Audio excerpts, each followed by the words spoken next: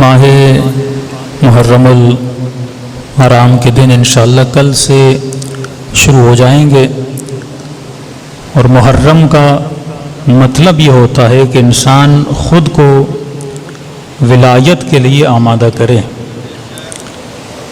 ایک وہ امام ہیں جو شہید ہو چکے، اور دوسرے وہ امام ہیں جو امام حاضر ہیں۔ تو اگر امام حسین کی معرفت انسان حاصل کرنا چاہتا ہے، وہ تب تک حاصل نہیں ہو سکتی جب تک انسان امام زمانہ کی معرفت حاصل نہ کرے، کیونکہ وجود امام ہے جو ہمیں ولایت کے راستے تک پہنچا سکتا ہے۔ اس کے علاوہ کوئی نہ راستہ ہے نہ کوئی طریق ہے جو انسان کو ہدایت پہ لا سکتا ہے۔ اب صرف امام زمانہ کا ذکر کرنا، صرف اپنی مجلسوں کی ابتدا میں اللہم کل ولی کل حجت ابن الحسن پڑھنا، اور مجلسوں کے اختتام میں امام زمانہ کو سلام کرنا، تو صرف سلام کرنے سے انسان کو معرفت نہیں ملتی، صرف دعا کرنے سے انسان کو ہدایت نہیں ملتی۔ ورنہ مسلمانوں کی وہ کون سی مسجد ہے جہاں دعائیں نہیں کی جاتی؟ دعا تو مکے میں بھی کی جا رہی ہے، دعا تو مدینے میں بھی کی جا رہی ہے، لیکن مخ عبادت جسے کہتے ہیں، اللہ یہ نہیں دیکھتا کہ بندہ دعا کر کیا رہا ہے، اللہ یہ دیکھتا ہے کہ جس زبان سے دعا کی جا رہی ہے وہ زبان کون سی زبان ہے۔ جو ہاتھ اس کے دربار میں اٹھائے جا رہے ہیں وہ ہاتھ کون سے ہاتھ ہیں؟ انما یتقبل اللہ من المتقین۔ اگر زبان شمر کی ہوگی،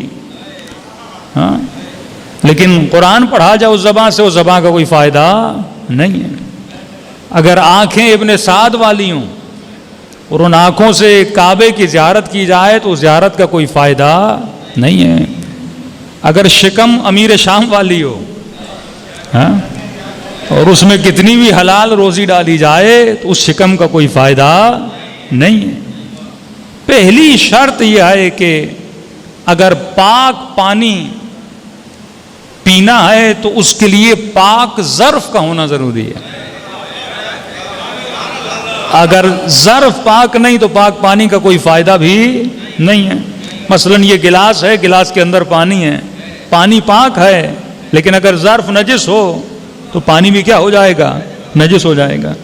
جس طرح اللہ کی اتنی رحمت پاکستان پہ برس رہی ہے، دن رات بارشیں برس رہی ہیں، لیکن سارا پانی نالے کے پانی میں مل کے کیا ہو جاتا ہے؟ ضائع ہو جاتا ہے نا۔ لیکن آپ دوسرے ممالک میں چلے جائیں، انہوں نے بارش کے پانی کا الگ سسٹم بنایا ہوتا ہے، ڈریننگ سسٹم الگ ہوتا ہے، اس سے وہ پانی کو سیو کرتے ہیں، وہ پانی ڈیم میں جاتا ہے، پورا سال اس ملک کے رہنے والے اللہ کی برسی ہوئی رحمت کا پانی پیتے رہتے ہیں۔ اللہم صلی علی محمد۔ تب اللہ کا کام ہے آپ کے شہروں میں، آپ کے ملکوں میں آپ کے اوپر رحمت کا پانی برسائیں، لیکن وہ سسٹم کون بنائے گا؟ وہ انسان کا کام ہے۔ یہ ڈینک سسٹم کون بنائے گا؟ انسان بنائے گا۔ اللہ کی برسے ہوئے رحمت کے پانی کو الگ کون کرے گا؟ یہ انسان کرے گا۔ اللہ کا کام ہے کہ زمین میں تم ایک دانہ ڈالو، تھوڑی سی محنت کرو، اس کو 100 دانوں میں بدل کے نکالتا ہے، لیکن اس دانے کو کاٹنا، اس کو گندم بنانا، اس کو آٹا بنانا، اس کو گھر تک لانا، یہ کس کی ذمہ داری ہے؟ انسان کی ذمہ داری ہے۔ امام حسین کا کام تھا کہ کربلا جائیں اور پوری انسانیت کو پیغام دیں۔ سیدہ زینب کا کمال یہ تھا کہ بی بی کے صدقے میں آج یہ مجلسیں بپا ہو رہی ہیں۔ امام زین العابدین کا کمال یہ تھا کہ آج تمہارے گھروں میں صحیفے سجادیہ ہے، آج تمہارے گھروں میں مفاتیح الجنان ہے۔ تو ان کا کام ہے کہ چیزوں کو پلیٹ میں رکھ کے تمہارے گھروں تک پہنچانا، لیکن اس چیز کو کھانا، اس سے استفادہ کرنا، یہ کس کا کام ہے؟ انسان کا کام ہے۔ مسجد کا مؤذن زیادہ سے زیادہ اذان دے سکتا ہے، وہ یہی بول سکتا ہے کہ حی علی الصلاۃ، حی علی الفلاح، حی علی خیر العمل، آ جاؤ نماز کی طرف، آ جاؤ بہترین عمل کی طرف، آ جاؤ معراج عبادت کی طرف۔ وہ صرف صدا دے سکتا ہے، لیکن گھر سے چل کر مسجد میں آنا یہ کس کا کام ہے؟ تیرا کام ہے۔ محرم کا کام ہے مجلس عزا کا فرش بچھانا، لیکن اس مجلس سے فائدہ لینا کس کا کام ہے؟ آپ کا کام ہے۔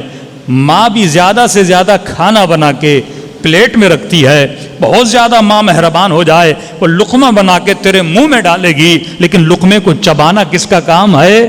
تیرا کام ہے۔ اب یہ نہیں ہو سکتا کہ بندہ بولے چباؤں گا بھی نہیں، پیٹ میں ڈالوں گا بھی نہیں۔ اللہ فرماتا ہے نہیں، میں صرف تمہیں ہدایت کا راستہ دکھاتا ہوں، میں تجھے یہ بتاتا ہوں کہ انعمت علیہم کون ہے، تجھے کن کے راستے پہ چلنا ہے، لیکن ان کو تلاش کرنا یہ تیرا کام ہے، حسین کو ڈھونڈنا یہ تیرا کام ہے، امام زمانہ سے ملنا یہ تیرا کام ہے۔ اب تو ایک قدم بڑھاتا ہے، خدا 10 قدم بڑھاتا ہے۔ صلوات پڑھے محمد و آل محمد۔